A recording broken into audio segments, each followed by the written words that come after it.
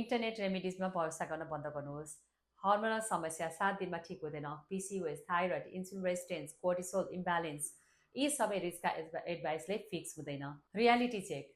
तपाईँले बिहान उठेर बेसार पानी पिएर सिड साइक्लिङ यानि कि जिरा पानी, चिया सिड वाटर ड्रिङ्क गर्दैमा ऱ्यान्डम ह्याक फलो यस्ता प्रकारका ऱ्यान्डम ह्याक फलो गरेर हर्मोन्स ठिक हुने आशा गर्नुहुन्छ? सत्य कुरा के भने हर्मोन एक सिस्टम जस्तो काम गर्छ। एक कुरा ऱ्यान्डम फिक्स गर्दा अर्को कुरा बिग्रिन्छ। Why internet fails. गुगलले तपाईँको blood reports, gut health, sleep stress र पुरानो डाइटिङ ड्यामेज थाहा पाउँदैन।